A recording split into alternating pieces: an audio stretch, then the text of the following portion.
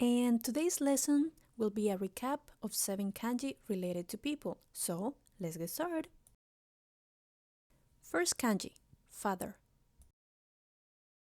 The kanji for father was either a man working with a stone axe or a man with a stick, which represented the working figure. Please do not confuse the kanji of father with the kanji mix. The kanji for father does not have the little roof on top. The kun reading is chichi. As for the example, we have chichi no hi, which is Father's Day. Very important, dad or chichi is pronounced the same way as breast, so always follow the context. Although not that common, the on reading is fu. As an example, we have gifu or father-in-law. We also have an odd reading of to, using the word otousan to mean father. Fun fact, there are multiple ways to say father in Japanese, and here are 2 more examples. We have oyaji, which means one's father, but is more colloquial sounding, and it can also refer to middle-aged man. Then we have chichioya, which is father, but in a broader context, just like in the news. One last note, this kanji has 4 strokes, and it is a JLPT M5 level, so keep this one in mind for Father's Day. Second kanji is mother. The kanji mother and the kanji woman were closely related and had a similar origin of a woman kneeling. When a woman becomes a mother, she starts nursing a baby, and therefore the kanji has 2 dots to represent the nursing breast. Please do not confuse the kanji for mother with the kanji of every. They might look similar, but mother has the nipples. The kun reading for this kanji is haha, which means mom. We also have hahaoya, which means mother. As for the on reading, we have bo. For example, we have bo kokugo, which means mother tongue. Now, this kanji also has an odd reading of ka. We have okaasan, which also means mother. Fun fact, as you have seen, there are several forms to say mom or mother in Japanese. One of them is ofkuro. This word has the kanji bag in it. In olden times, the mother would keep the family money in a bag and would control the family finances, though this word is mainly used by the sons. One last note, this kanji has 5 strokes and it is a JLPT M5 level. What a way to remember this kanji. Third kanji is person. The kanji for person comes from a pictogram of a side view of a standing man, highlighting an arm and a leg and bending a little bit. One more thing to know is that this kanji can also act as a radical. However, the radical form looks slightly different. Some examples with this radical are body, rest, and Buddha. Please do not confuse this kanji with the kanji to enter. What is the biggest difference? The stroke order. So watch out. This kanji has 2 main kun readings. Hito, which again means person, and ri, as in the word futari, or 2 people. As for the on reading, we have jin, which denotes nationality, as in the case of Italia jin, meaning Italian person. And as for a second on reading, we have nin, which is a counter of people, as in sannin, or 3 people. One last note, this kanji has 2 strokes, and it is a JLPT N5 level. And as I said earlier, the stroke order is critical for this kanji. Fourth kanji is friend. The kanji for friend is divided into 2 parts. Each one of these parts represented a hand.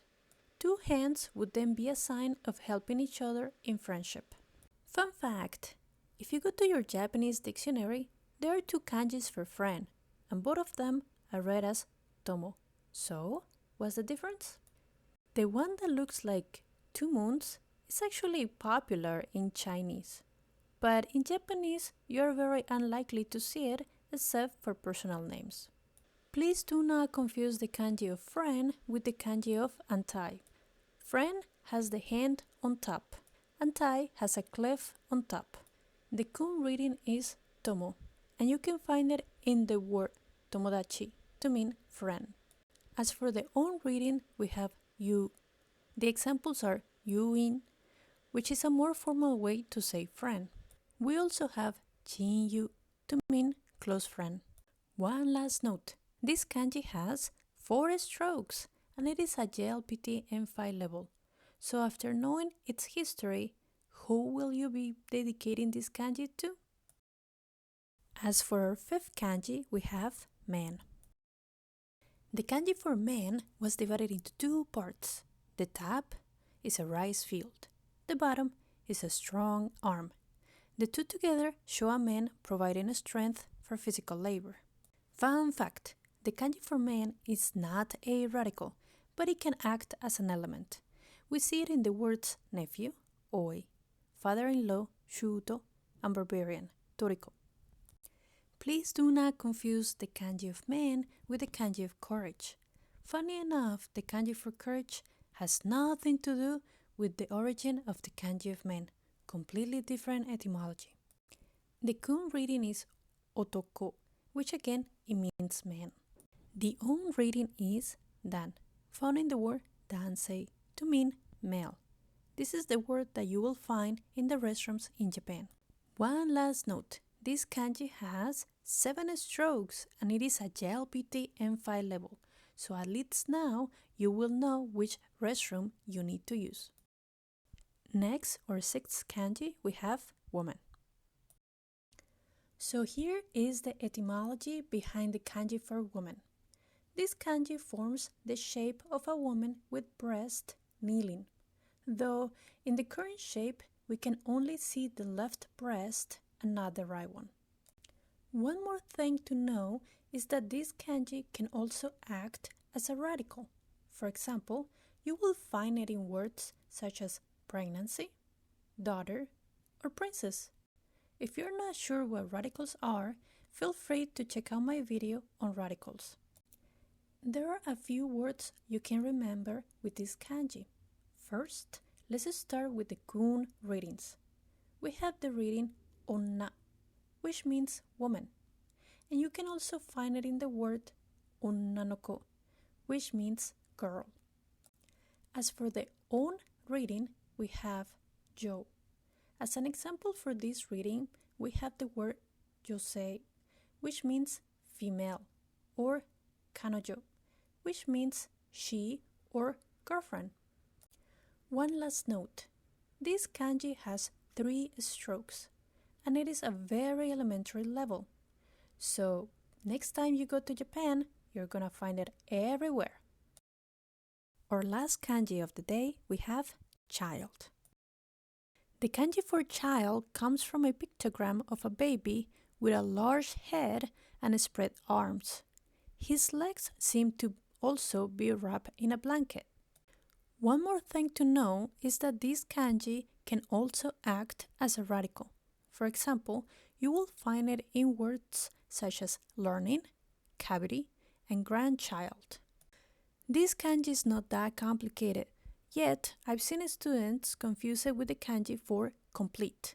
So always remember the child is spreading his arms. The only kun reading you need to remember for this kanji is ko, which again it means child. As for the on reading, we have shi, as in danshi, which means young man, and we have su, as in isu, which means chair. One last note, this kanji has 3 strokes and it is a JLPT M5 level. It is definitely one of those kanjis that you will find everywhere. Now, I got a challenge for you all. In the comments, write the kanji that belongs to each reading. And that's it for today's lesson. Thanks for watching and don't forget to subscribe if you haven't done it yet. Yay!